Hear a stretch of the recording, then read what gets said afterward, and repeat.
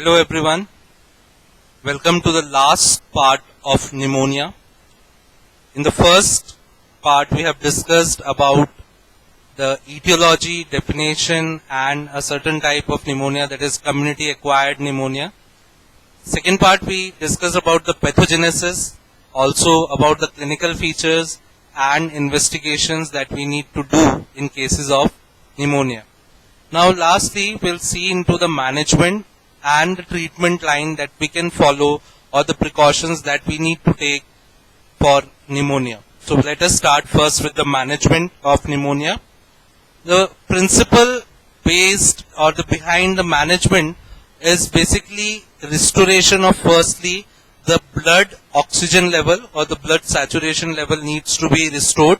So adequate oxygenation need to be given if the person is facing difficulty in breathing or the oxygen saturation level has been reduced, so you can replace with an oxygen. Appropriate fluid balance, as there is a lot of infiltration in the lung tissue, there can be fluid imbalance, then we need to give in fluid balance. Antibiotics, so obviously this is something which is not in our pharmacology, but you need to understand that antibiotics are administered for controlling the infections. In severe or prolonged illness, suppose this person has been suffering from subacute or a mild nature pneumonia for a very long period of time, then nutritional support may also be necessary. So a particular management would be basically based on what are the requirements or what are the complications or what are the effects of pneumonia on that person. Like oxygen is getting reduced or the fluid is getting reduced, or to control the infection, or if the person has been suffering or is for a long period of time, and nutritional support is also essential.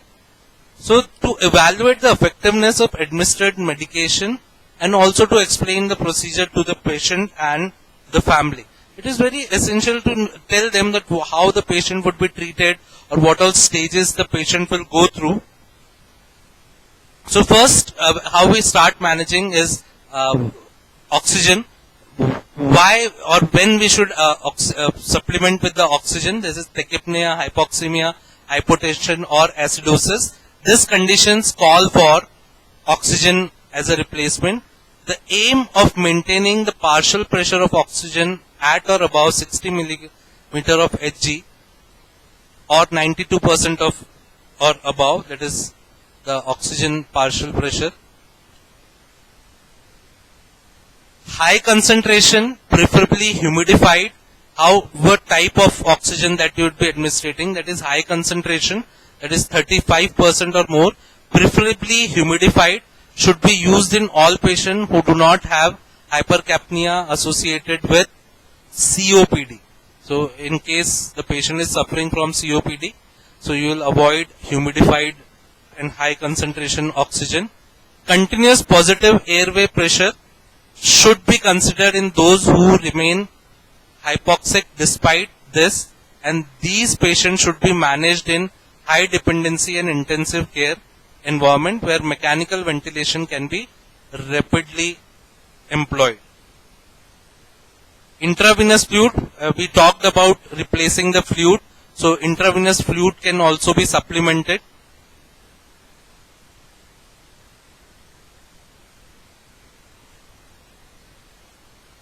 Antibiotic administration.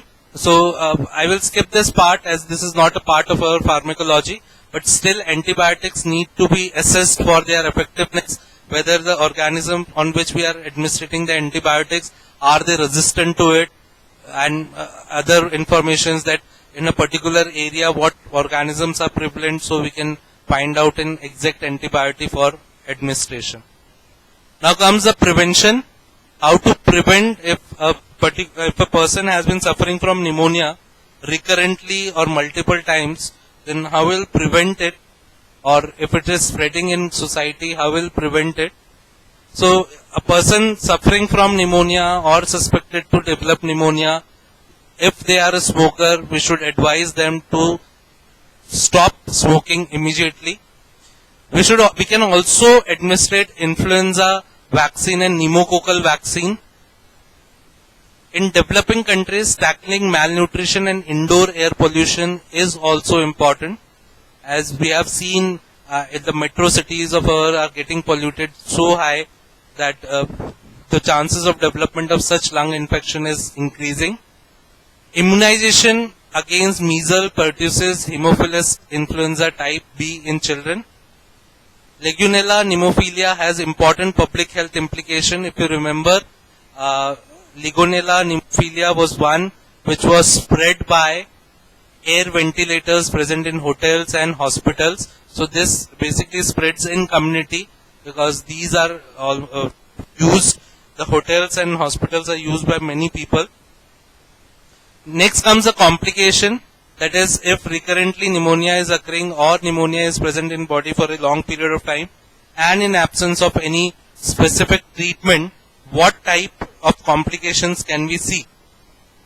That is parapneumonic effusion, empyema, retention of sputum causing lobar collapse, that is sputum or the mucus secreted is collecting in the lobes itself.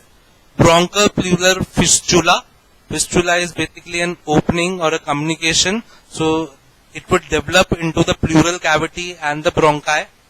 Organizing pneumonia, that is pneumonia which is getting bronchiectasis, that is narrowing, permanent narrowing, deep vein thrombosis and pulmonary embolism, both involving blockage of veins and the air tract. Other complications can be hypoxemia, pneumothorax, particularly with Staphylococcus aureus, suppurative pneumonia, lung abscess can also be seen. I said about the empyema, that is accumulation of pus.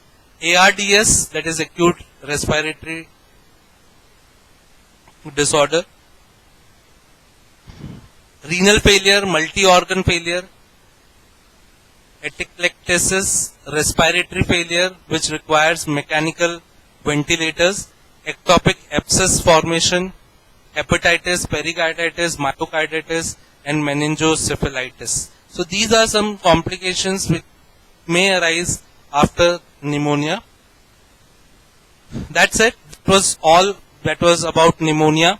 So you can go through this pneumonia topic and it's quite easy. The pathogenesis is very important.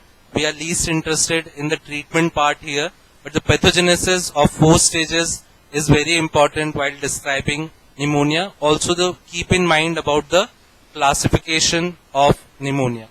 We'll meet with in the next lecture with a new disorder related to respiratory disease. Thank you.